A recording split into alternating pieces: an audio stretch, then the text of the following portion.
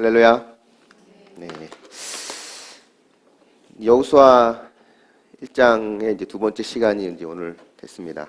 한번 여러분이 이 글귀를 한번 들어본 적 있는지 한번 기억을 한번 해보셨으면 좋겠어요. 어떤 내용이냐면, 어릴 적 내가 보았던 아버지의 뒷모습은 세상에서 가장 커다란 산이었습니다. 지금 제 앞에 계신 아버지의 뒷모습은 어느새 야트막한 둔덕이 되었습니다. 둘이 사랑한다는 말을 과거형으로 하지 마십시오. 혹시 어디서 들어본 글귀입니까? 어떤 건지 혹시 아십니까? 이 가수 인순이가 부르는 아버지란 노래의 가사예요. 가사입니다. 뭐 인순이 씨가 이제 혼혈인이니까 뭐 예전부터 차별을 겪으면서 자라오면서 아버지에 대한 그런 원망과 그런 마음들이 있다가 이제 성장하고 어른이 되면서 이제 그런 마음들을 노래로 표현한 것 같습니다. 여기 보면 뭐 아버지의 뒷모습은 예전에는 커다란 산이었다라고 하는 걸 보면서 우리 애들도 나를 보면서 나를 커다란 산으로 생각할까라는 생각을 잠시 해봤어요. 근데 커다란 산보다는 처음부터 저를 야트막한 언덕으로 보는 게 아닌가 생각이 들지만, 애들이 볼 때는 아빠는 다 잘하는 것으로 보는 거는 맞는 것 같아요. 왜냐면 딱지치기를 해도 제가 다 따고 애들이랑 뭐 어떤 놀이를 해도 제가 다 이기고, 뭐 힘으로 다 셋을 다 제압을 하고, 효신이가 좀 커서 좀 힘이 겹긴 하지만 뭐 제압하니까 어쨌든 아빠는 다 잘하는 거, 아버지는 뭐든 다 잘하는 것으로 아마 아이들 또래에는 인식을 할 겁니다. 근데 시간이 지나면 아마 그 아이들도 아빠는 구식이야, 시대에 뒤처졌어, 할 줄 아는 게 없어, 뭐 이런 마음을 갖게 될 때가 오겠죠. 그냥 아이들이 저를 어릴 때 저를 보는 모습이나 그들이 성장해서 저를 보는 모습, 그 각각의 평가는 시기마다 다를 수 있지만 사실은 저는 항상 그 모습 그대로, 저는 항상 한 사람이 아닌 여러 사람이 아닌 한 사람의 모습이었거든요. 그때나 어릴 때 평가했던 나의 모습이나 그들이 성장해서 나를 평가하는 모습이나 항상 저는 똑같은 모습이었다는 거예요. 사실은 어떻게 보면 아이들이 볼 때는 커다란 산처럼 보일지 몰라도 저로서도 아버지가 처음이고 다 처음이죠. 특별히 내년이면 이제 큰애가 효신이가 중학생이 되는데, 중학생 학부모는 어떤지 저도 처음 겪어야 될 일이고, 그러고 보면 사실 인생의 모든 시간들은 다 우리가 매일매일 처음 겪는 일들입니다. 때로는 이럴 땐 내가 어떻게 해야 되지? 이럴 땐 도대체 무엇을 해야 되지? 뭘 하지 말아야 되지? 라고 하는 질문이 우리 삶 가운데 늘 생기기 마련이에요. 이스라엘도 가나안 땅에 들어가서 그들이 그전과는 다른 삶을 살게 됩니다. 그전까지는 목축업이 그들의 주 생업이었잖아요. 목축업이 생업이었다는 이야기는 땅이 없이 떠돌아다니는 인생이었어요. 물이 있고 풀이 있는 곳으로 항상 목축을 데리고 다니는 게 그들의 삶이었는데, 가나안 땅에 들어가게 되면서 농경 사회에 들어가게 되고, 그때부터 이제 이 이스라엘 백성들은 물론 목축을 하긴 하지만 전혀 다른 삶을 살아가게 되는 겁니다. 또 가나안 땅에 들어가는 것부터 자체가 어떻게 들어가야 되지? 어떻게 차지해야 되지? 라고 하는 의문이 생길 수 있는, 그들의 인생에 늘 모든 것이 처음인, 또 이런 질문의 연속이 일어날 수밖에 없는 그런 상황이 되는 거예요. 그래서 오늘 말씀 속에서 우리가 이런 모든 인생에 만나는 질문의 해답을 얻을 수는 없지만 약간의 힌트는 우리가 참 찾아볼 수 있는 시간이 되지 않을까 생각을 하게 됩니다. 10절 말씀 한번 같이 먼저 읽어볼게요. 10절 시작. 이에 여호수아가 그 백성의 관리들에게 명령하여 이르되, 10절 말씀에 이에라는 말로 시작을 합니다. 이 이에라는 말이 이제 뭐 영어 성경을 보면 뭐 그래서, 영어의 so에 해당하는 그래서라는 말로 이제 해석이 되어 있거든요. 그래서 여호수아가 그 백성의 관리들에게 명령을 하였다라는 거예요. 여호수아가 처음에는 많은 두려움과 불안이 그에게 있어서 하나님께서 두려워 말라, 무서워하지 말라, 뭐 이런 말씀들을 계속 해주셨는데, 이제 여호수아가 백성들에게 명령하기 시작했다는 겁니다. 여호수아가 이렇게 발빠르게 움직일 수 있었던 것은 하나님의 약속이 있었기 때문이죠. 그 앞에 나와 있는 1장 9절의 내용을 보면, 강하고 담대하라, 두려워하지 말며 놀라지 말라, 내가 어디로 가든지 내 하나님 여호와가 너와 함께 하느니라라고 하시잖아요. 이 약속의 말씀이 있었기 때문에 여호수아가 이제 이해라는 말과 함께 움직일 수 있었던 거예요. 그러니까 모든 일에는 다 때가 있기 마련인 것 같습니다. 이제 여호수아가 명령하였다고 하는 것, 이에 비로소 여호수아가 이제 그래서 명령할 수 있었다는 것은 이제부터 여호수아의 때가 시작되었다는 것을 말합니다. 여호수아의 때가 어떻게 왔는지 우리가 지난주에 잠깐 살펴봤죠. 지금 여호수아의 나이가 어떤 책에 보니까 93세라고 그러거든요. 청년 여호수아가 아니에요. 혈기왕성한 청년 여호수아가 아니라 지금 노인 여호수아예요. 적어도 80에서 90 되는 이 여호수아입니다. 그러니까 인생의 전반기 40여 년 정도를 그는 애굽에서 종노릇을 하였고 또 이제는 광야에서 한 40여 년 이상을 모세의 종으로 살아왔던 이 여호수아. 이 종의 세월을 통해서 여호수아가 배운 것이 무엇이었냐면 복종하는 법을 그가 배웠습니다. 그러니까 우리가 여호수아를 통해서 알 수 있는 게 뭐냐면 사람에게 복종할 수 있는 사람이 하나님께도 복종할 수 있다는 거예요. 반대로 사람에게 복종하지 않는 사람은 하나님께도 복종하지 않는 것을 많이 봅니다. 그러니까 여호수아의 80년에서 90년 되는 이 종살이는 결코 헛된 시간이 아니었다라는 것을 우리는 볼 수 있어요. 그러니까 예수님을 믿는 우리에게는 무의미한 시간은 없습니다. 매일매일이 다람쥐 쳇바퀴 도는 것 같고 매일매일이 무의미한 일의 반복인 것처럼 보여지기도 하죠. 언제쯤 내가 이 삶을 벗어날 수 있을까? 끝이 보이지 않는 터널 같은 삶이 될 수도 있습니다. 뭐 할머니도 그런 얘기 많이 하시잖아요. 젊었을 때는 애들 키우느라 정신이 없는데 이제 애들 시집장가 다 보내고 나니까 손주들 키우느라고 또 정신이 없다라고 하면서 도대체 언제 내가 이걸 놓을 수 있는지 모르겠다. 끝이 안 보인다라고 하지만 그런 삶조차도 하나님 앞에는 무의미한 인생이 없다는 겁니다. 여호수아도 그랬을 거예요. 내가 이 종노릇을 도대체 언제 끝낼 수 있을까? 이것만 하다가 죽겠구나라고 생각했을지 모르지만 하나님의 때에 그는 그의 백성의 관리들에게 명령하여 가나안 땅을 건너는 그 역할을 할 수 있었다는 거예요. 그래서 우리는 부모의 때, 부모, 배우자, 자녀 누구를 통해서든지 성도들의 인생 가운데서는 하나님이 하시는 명령이 있다는 것을 우리는 알아야 합니다. 남편이 속을 썩이고 자녀가 내 속을 뒤집어 놓고 가정과 직장에 환란이 있고 어려움이 있고 이런 일을 겪을 때 그런 시간을 통과할 때 우리는 이 일을 통해서 주님이 하시는 명령이 있구나라는 것을 우리가 인정하는 거죠. 그것이 내가 들어야 될 명령이구나라는 것을 우리가 인정해야 된다는 거예요. 그러면 이렇게 생각이 물어볼 수 있죠.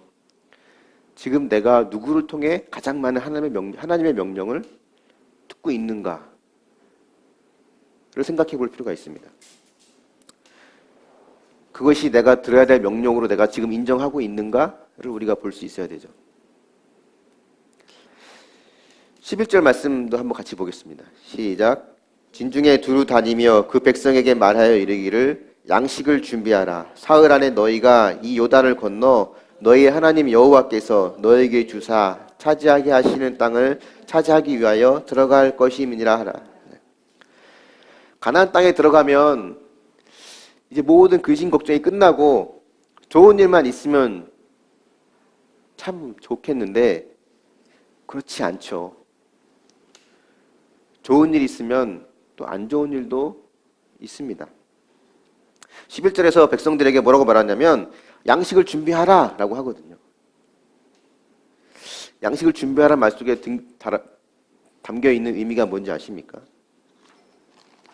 더 이상 만나가 내리지 않는다는 의미예요. 더 이상 너희들의 인생에 만나는 없다. 지금까지는 하늘에서 내리는 만나로 주워 먹고 살았지만 이제는 그 만나가 끊기기 때문에 양식을 준비할 때가 왔다는 겁니다.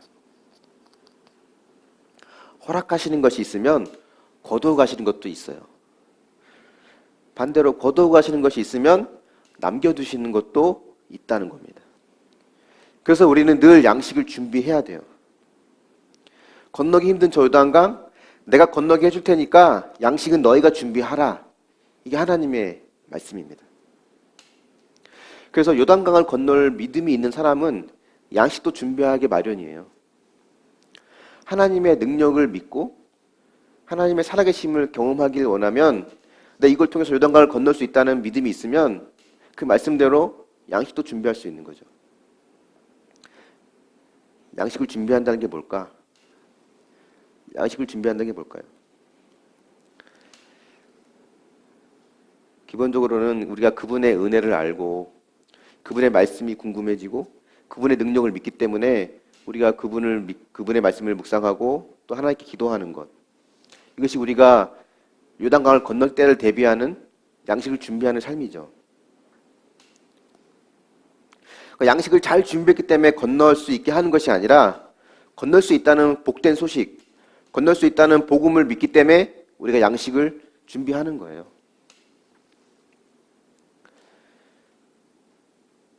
그래서 요단강을 건너서 가나안 땅을 차지하기 위해 필요한 첫 번째 단계가 바로 준비라는 겁니다. 준비. 양식을 준비하는 거죠. 만나가 그칠 것을 준비하는 겁니다. 요셉이 풍년의 때에 흉년을 준비했던 것처럼 흉년을 대비한 준비를 하라는 거예요. 우리 인생에 만나가 그치는 사건이 옵니다. 그런 사건들이 꼭 찾아와요. 더 이상 희망이 보이지 않을 때가 온다는 거죠. 하지만 그렇게 만나가 그친다고 하는 것, 이제 더 이상 만나가 내리지 않는다고 하는 것은 이제 너희들의 삶 가운데 더 이상 만나가 필요하지 않다는 것을 의미하는데, 그 만나가 필요하지 않다는 것의 의미는 뭐냐면 너희들은 가나안 땅을 차지하게 될 것이라는 거예요. 가나안 땅을 차지하니까 만나가 필요 없는 거거든요. 그러니까 우리는 믿음의 눈으로 해석할 수 있어야 되죠. 만나가 그친 사건이 왔을 때 이젠 뭐 먹고 살지? 이제는 이렇게 하나님 날 더 힘들게 하시나? 로 보는 것이 아니라 이제 가나안 땅을 차지하겠구나. 말씀대로 3일 안에 가나안 땅을 차지하겠구나. 요단강을 건너겠구나 라는 것을 이제 보게 되는 거죠. 그걸 볼 수 있게 되는 게 믿음인 것 같습니다. 여러분은 여러분 삶에 만나가 그치는 사건에 대비해서 무엇을 준비하고 있습니까?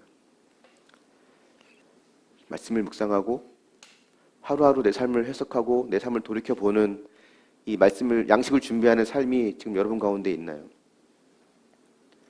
또한 각종 내 안에 있는 정욕과 욕심과 이기적인 마음과 각종 중독들을 비롯한 끊어야 될 것들을 끊어내는 것 또한 우리가 준비해야 될 양식 중에 하나라는 것을 기억할 수 있길 바랍니다.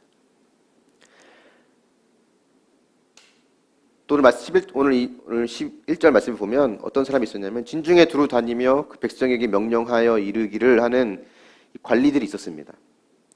진중에 다니며 백성의 말을 전하는. 그러니까 우리가 양식을 준비한다는 것은 또 어떤 것도 들어가냐면 우리 삶 가운데 진중에 두루 다니며 전하는 자들의 말을 들을 수 있는 것도 우리가 양식을 준비하는 거예요. 공동체의 말들, 하나님의 말씀. 누군가가 내게 두루 다니며 전하는 말이 있다면 그 말을 돌이켜보고 혹시 그 말이 맞나 보다. 때론 그 말이 내 속을 뒤집어 놓는 내 가족들이라 할지라도 이 사건을 통해서 하나님 내게 명령하고 계시구나라는 것을 내가 인정하는 훈련들이 내 삶 가운데 있는 것, 그것 또한 우리가 양식을 준비하는 모습 중에 하나라는 겁니다. 무엇보다 우리가 말씀을 매일매일 묵상하고 말씀을 통해 내 삶을 돌이켜보고 해석해 나가는, 또 말씀대로 살아내는 삶을 살아가는 게 가장 우리에게 필요한 흉년의 때를 대비한 풍년의 준비라고 할 수 있습니다. 제가 교육전사로 있을 때 하루는 놀이터에서 아이들이 노는 걸 봤거든요. 그 당시 제가 초등학교 1, 2학년 아이들 담당하는 이제 전도사였기 때문에 아이들을 어떻게 관심 있어 지켜보는데 아이들의 대화를 가만히 귀를 기울여 들어봤어요. 그랬더니 효민이 또래랑 형원이보다 좀 적은 나이, 1학년, 2학년, 3학년 그 또래 나이인데 욕을 너무 자연스럽게 아주 찰지게 이렇게 하는 거예요. 그런 아이들, 근데 그런 모습을 보면서 제가 좀 당황하고 좀 놀랐어요. 교회에서 보이는 아이들은 그런 아이들이 아니거든요. 그 놀이터가 이제 교회 근처 놀이터가 아니고 제가 수원에 살 때 수원 앞에 집 앞에 있는 놀이터였는데 이 아이들은 집에 가면 부모님 앞에서 그렇게 하진 않을 거거든요. 특별히 그 아이들이 문제가 있는 아이들도 아니고. 그러면서 이런 회의가 들었어요. 일주일에 한 번 예배를 드리고 아이들 모아놓고 예배를 드리고 찬양 좀 하고 한 20분 설교하고 공과 시간에 애들 붙잡아 놓고 뭘 예수님의 제자가 누구고 하나님 누굴 뭘 창조하셨고 이런 얘기를 전한다고 한들 아이들이 변할까? 고민을 해봤지만 물론 성령이 강하게 역사하시면 짧은 예배 시간임에도 불구하고 아이들이 하나님을 만나고 변화될 수 있지만 그럼에도 불구하고 제가 생각해 봤을 때는 아이들이 변화되기에는 불가능하다.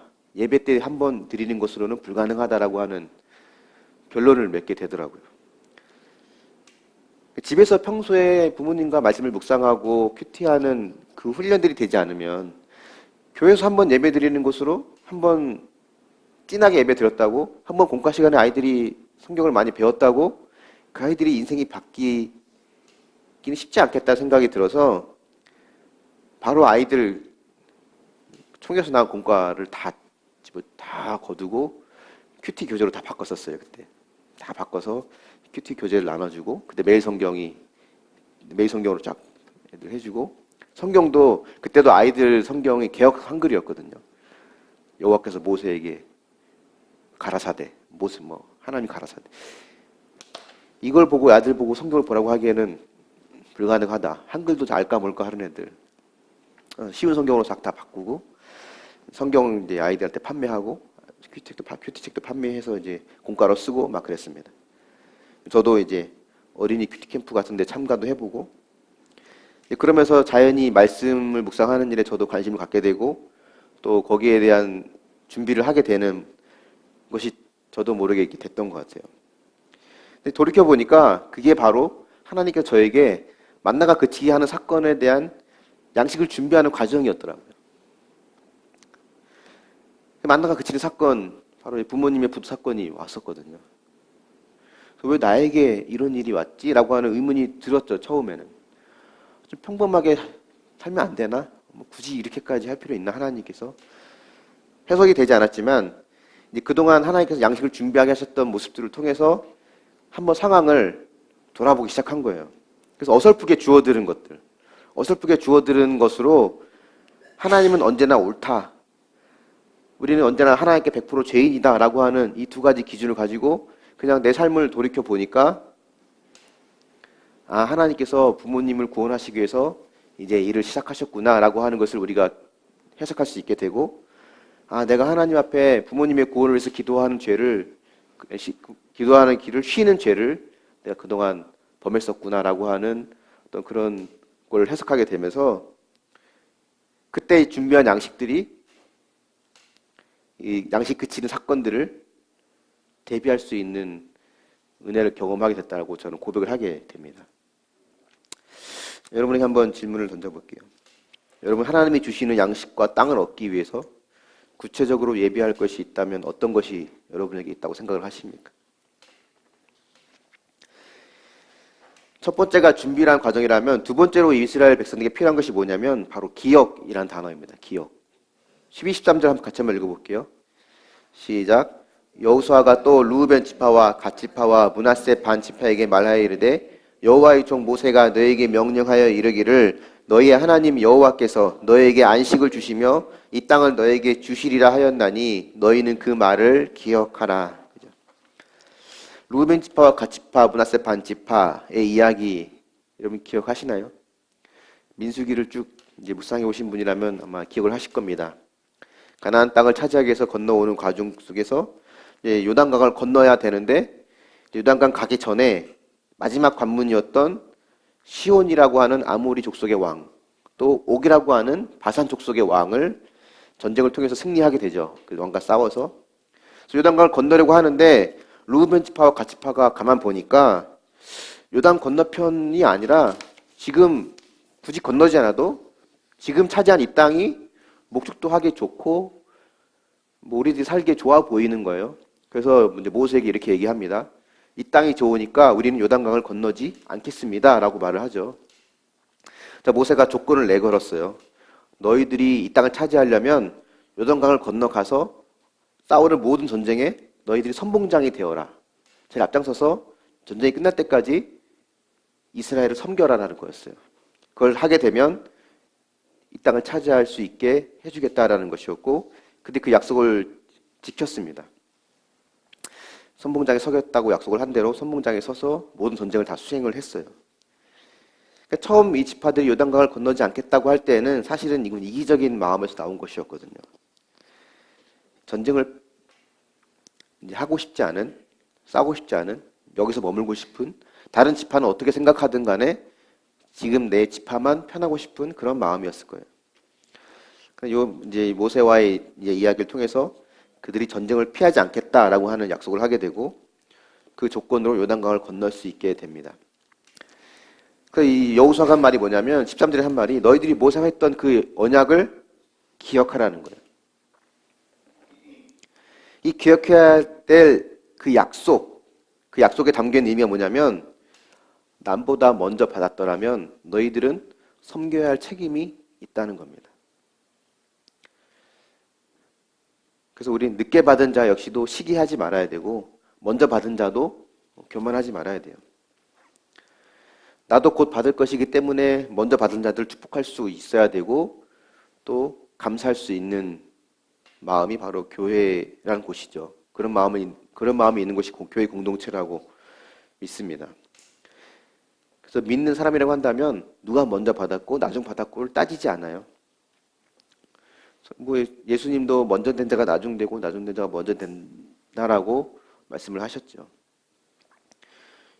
그러니까 믿는 사람이라고 한다면 공부 잘하는 사람은 공부 못하는 애들 도와주고 또 여유 있게 가진 사람들은 또 어려운 가정을 도와주고 또 도움을 받는 입장은 또 시기하지 않고 또 감사하는 마음을 갖고 이것이 이 땅에서 누리는 천국의 모습이라는 겁니다. 또 기억해야 될 의미 중에 하나가 뭐냐면 여호수아가 이야기하는 기억의 의미 중에 뭐가 있냐면 바로 선봉장의 역할을 해야 한다는 거예요.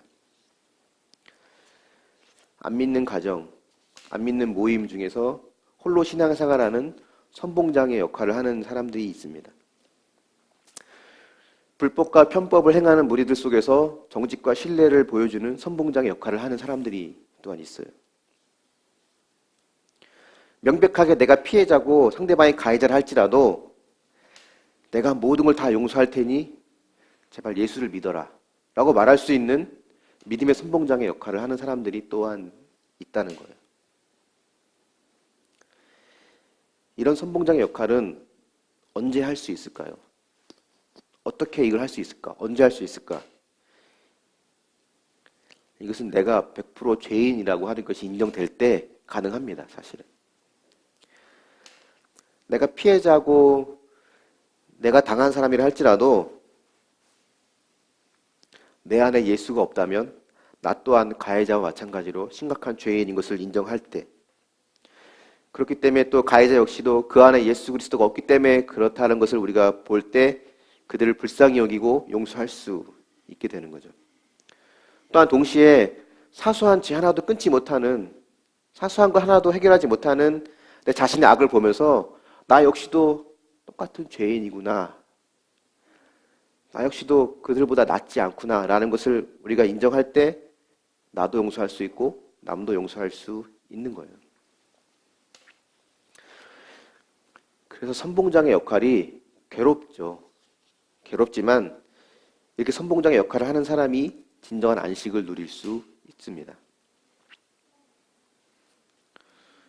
나는 잘못한 게 없는데 나는 남편한테 이렇게까지 했는데 나는 시댁 어른들한테 이렇게까지 했는데 내가 애들을 이렇게까지 키웠는데 내가 그동안 한 게 얼만데 라는 생각이 있으면 어떤 문제도 해결되지 않습니다. 오히려 그들을 보면서 내가 해결을 해야 되는데 내 안에 저들 같은 모습이 내 안에도 여전히 있는데 나의 죄 때문에 저들이 저렇게 반응한 걸 보면서 내 안에 있는 연약함과 죄를 볼 때 해결이 될 수 있다는 거예요. 뭐 인생을 겪어봐서 아시겠지만 자녀든 남편이든 돈이든 뭐든 내 맘대로 되는 것은 없잖아요. 그래서 우리 마음속에 있는 이 미움의 고리, 시기의 고리, 원망의 고리, 또 욕심과 음란과 죄악의 고리, 이 모든 고리를 끊어내는 선봉장의 역할을 우리가 할 때 우리 참된 안식을 누릴 수 있습니다. 그래서 이것이 우리의 기억 속에 담겨 있는 약속과 책임의 의미라는 거예요. 여러분은 어떤가요? 여러분이 한번 물어보겠습니다. 내게 주신 건강, 물질 등으로 공동체를 위해서, 가정을 위해서 선봉장의 역할을 지금 하고 있습니까? 주신 것에 안주해서 누리려고만 하며 공동체의 일을 남의 일 보듯이 하고 있진 않습니까? 준비하고 기억하는 것 외에 또 세 번째가 있다면 하나는 뭐냐면 순종입니다. 16절 말씀 한번 같이 볼게요. 16절 시작. 그들이 여호수아에게 대답하여 이르되 당신이 우리에게 명령하신 것은 우리가 다 행할 것이요 당신이 우리를 보내시는 곳에는 우리가 가리이다. 아까 말씀드린 것처럼 여호수아 인생은 종의 인생이라고 했잖아요. 애굽의 종으로 인생으로 살았고 모세의 종의 인생으로 살아왔습니다. 근데 이거 하나만 봐도 여호수아에 대한 검증은 이미 끝난 거예요. 하나님께서 보실 때. 그러니까 하나님은 순종하는 사람을 쓰시지 똑똑한 사람 쓰시지 않더라고요. 그냥 말씀대로 그냥 순종하는 사람을 쓰시는 거예요. 아는 것이 많다고 움직이지 않으면, 아무리 아는 것이 많아도 꼼짝하지 않으면 하나님도 방법이 없으시더라고요. 하나님은 결과를 툭 던져주시는 분이 아니에요. 결과를 얻어내도록 우리를 과정으로 몰아가시고 이끌어가시는 분이지 해결된 결과를 툭 주시는 분은 아니시더라고요. 때로는 결과를 툭 주시는 것 같아 보여도 그 이전에 수많은 하나님의 작업과 인도하심이 있었다는 거예요. 환경을 통해서 말씀해 주시고 공동체를 통해서 때로는 설교 말씀을 통해서 때로는 내게 주신 묵상을 통해서 때로는 왼수 같은 그 인간을 통해서 내게 주시는 다양한 방법으로 말씀들이 있고 명령이 있다는 겁니다. 우리 민수기에서 본 것처럼 나귀를 통해서도 하나님 말씀하시는 분이잖아요. 그런데도 움직이지 않으면 방법이 없는 것 같아요. 하나님은 다양한 방법으로 우리에게 말씀하십니다. 순종하도록 요구하세요. 뭐 얘가 적절할지 모르겠지만 저희 큰애가 효신이가 이제 어릴 때 저는 주로 이제 학교를 가기 때문에 거의 육아에 대해서 거의 신경을 못 쓸 때였는데 그래서 그런지 저희 집사람이 좀 힘들었던 것 같아요. 저는 신대원에 다니고 이제 애를 전적으로 봐야 되고 여러 가지 이제 육체적으로도 정신적으로도 힘들 때 그 아이가 이제 말도 이제 겨우겨우 할 때였던 것 같습니다. 3번은 이제 아내가 지쳐서 이제 한숨을 푹 내쉬면서 이제 그런 모습을 보이니까 어린 효신이가 했던 말이 있었대요. 엄마 걱정하지 마세요. 하나님께 맡겨요. 이렇게 말했더라. 아무튼 어린애 입에서 엄마 뭘 걱정하세요. 하나님께 맡기면 되는데 이런 말을 이제 한 거예요. 애가 할 말은 아니거든요. 어린애가 할 수 있는 말은 아니었습니다. 하나님께서 아이의 입술을 통해서도 우리에게 말씀하시는 거죠.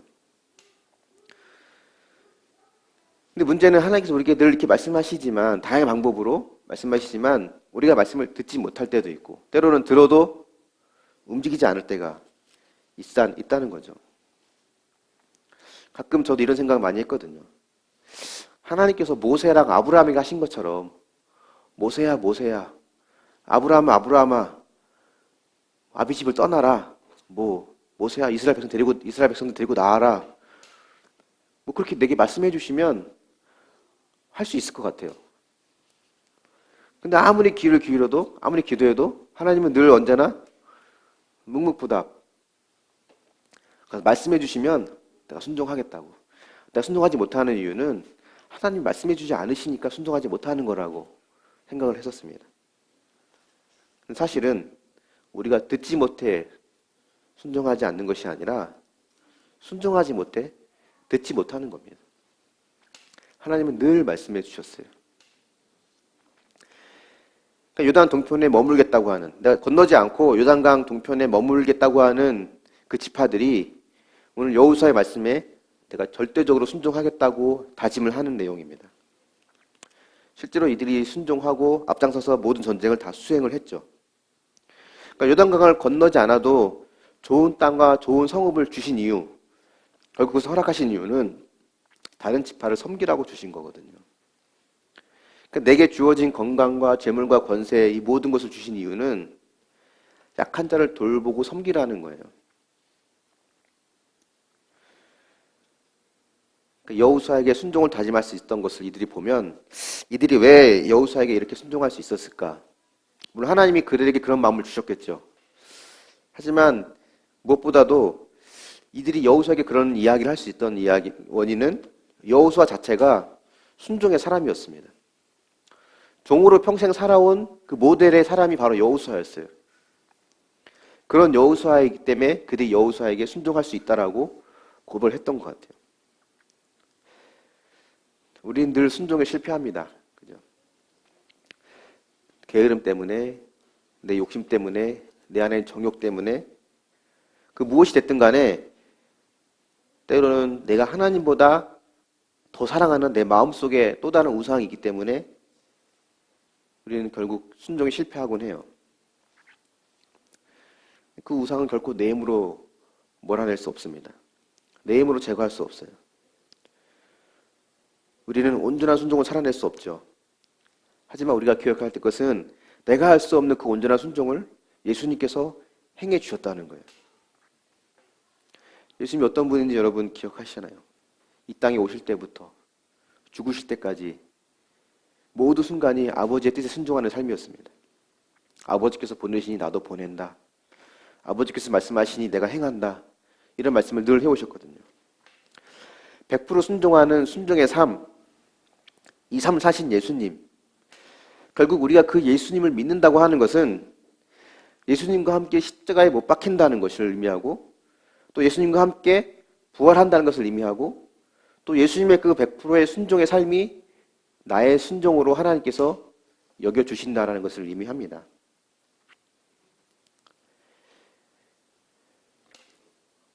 여러분, 우리가 얼마나 많이 실패했어요. 수없이 결단하고 결심하고 해마다 결심하고 다짐하지만 또 매주마다 우리가 결심하고 때론 매일 말씀을 통해 결심하지만 우리는 수없이 실패해왔습니다. 그런 나 자신에게 또 많이 실망도 하고 좌절도 하죠. 예수 그리스도가 없이는 어떠한 순종도 의미가 없습니다. 내가 노력이 부족해서인가? 내가 의지가 부족해서인가? 그렇지 않아요. 순종하지 못한 이유는 의지가 부족했거나 노력이 부족해서가 아닙니다. 아무리 의지와 노력이 있어도 우리는 실패할 수밖에 없어요. 순종하지 못한 이유는 내 안에 예수 그리스도가 없기 때문이에요. 그 순간만큼 내 안에 예수 그리스도가 없기 때문입니다. 결정적일 때 결국 내 주먹을 믿고 내 경력을 믿고 내 지식을 믿는 게 우리거든요. 말씀을 통해 묵상하고 말씀을 깨달아가면서 하나님을 믿는다고 하지만 가장 중요한 결정적인 순간에 우리는 나를 위해 십자가에 죽어주신 예수님을 믿지 않고 내 힘과 내 욕망을 따라가는 게 바로 우리의 모습이라는 거예요. 나를 위해 십자가에서 죽기까지 사랑하신 그 예수님은 우리가 우리 힘으로 순종할 수 없다는 것을 아시기 때문에 우리가 포기하고 좌절하고 싶을 때 주님은 나를 내 손을 잡아 일으키시는 분이시고 때론 나를 업고 가시는 분이십니다. 우리는 그냥 그분 손에 잡히면 되고 그분 등에 업히면 돼요. 그래서 그분의 말씀에 순종하고 그분을 만나는 게 우리 삶의 가장 중요한 하나님 주신 은혜라는 겁니다. 때론 벼랑 끝에 서게 되더라도 그 말씀에 순종하는 거예요. 그분은 결코 우리를 벼랑 끝으로 떨어뜨리지 않으십니다. 혹 떨어지더라도 손 내밀어 잡아주시고 끌어올려주시는 분이시라는 거예요. 여호수아가 위로는 하나님의 격려가 있었고 아래로는 백성들의 절대적인 지지가 있었는데 이것이 왜 가능했을까? 하나님께 순종하고 말씀에 순종하고 질서에 순종하는 이 순종의 삶이 그의 몸에 배어 있기 때문에 그렇습니다. 하나님의 뜻 대단한 거 아니에요. 우리가 아프리카로 가서 선교하고 수많은 사람들을 전도하고 교회를 세우고 대단한 뜻이 하나님 우리 할 수 없는 큰 포부와 비전이 하나님의 뜻이 아닙니다. 하나님의 뜻은 항상 사소한 것에부터 발견이 되더라고요. 가정에서 내가 자녀들을 어떻게 대해야 될지, 가정에게 내 남편과 아내를 어떻게 대해야 될지, 일상 속에서 하나님의 뜻을 발견하고 순종하는 것이 우리가 요단강을 건너는 삶의 모습이라는 겁니다. 그럴 때 요단강을 건널 수 있는 실마리가 잡히고 실마리가 보여요. 그래서 언제나 사소한 것에 순종할 때 하나님 말씀을 들을 수 있고 요단강을 건널 수 있습니다. 순종을 주저하게 만드는 내 안의 우상은 무엇이 있습니까? 말씀의 결론을 맺겠습니다. 가나안 땅을 차지한다고 하는 것은요, 전쟁을 한다는 이야기거든요. 객관적인 전력으로 봤을 때 이스라엘은 도저히 이길 수 없습니다. 하나님은 그들을 준비시키게 하시고 또 기억하게 하시고 순종하게 하시는 이 세 가지 말씀을 그들에게 주셨어요. 만나가 그치는 시기를 준비하라고 하시고, 그 시기는 하나님께서 승리케 하시는 때라는 것을 또 말씀하시고, 또 말씀을 묵상하고 주님께 집중하라고 주님은 또 말씀하여 주십니다. 그래서 그분의 말씀을 기억하고 그 약속을 기억하는 것, 그분이 어떤 분인지 기억하고 그분이 약속에 담겨 있는 그런 언약과 책임도 내가 기억을 하고, 또 기억했다면 마지막으로 그 말씀에 순종하는 것, 그것을 주님은 우리에게 말씀해 주십니다. 내 힘으로 안 돼요. 안 되는 게 당연합니다. 하지만 순종의 본을 보이신 예수님이 이미 행하셨다는 것을 기억하고요. 우리는 그분께 손을 내밀고 그분을 내 마음의 주인으로 모시는 것. 그때 우리는 우리가 할 수 있는 순종의 발걸음을 하나씩 하나씩 내디뎌 갈 수 있습니다. 기억해 보십시오. 준비하고 기억하고 순종하는 것. 이 세 가지는요, 전쟁과는 아무 상관이 없어요. 전쟁을 준비할 필요가 없다는 의미입니다. 전쟁이 준비가 안 됐다고 불안해하지 마십시오. 불안해할 필요 없습니다. 지금 하고 있는 것이 전쟁 준비하는 것과 아무 상관이 없어 보여도 염려할 필요가 없습니다. 전쟁은 하나님이 하시는 거예요. 전쟁을 준비할 필요가 없습니다. 우리가 할 것은 주님의 뒤를 따라가는 거예요. 그것이 준비하는 것이고, 그것이 기억하는 것이고, 그게 순종하는 것입니다. 그래서 승리케 하신 하나님의 역사를 함께 경험하고, 함께 요단강을 건너는, 함께 가나안 성에 입성하는 그런 주님의 은혜가 저 여러분 가운데 있기를 예수님의 이름으로 축원합니다. 아멘. 다 같이 자리에 일어나셔서 우리 찬양으로 함께 나아가길 원합니다. 전능하신 나의 주 하나님은 능치 못하실 일이 없습니다.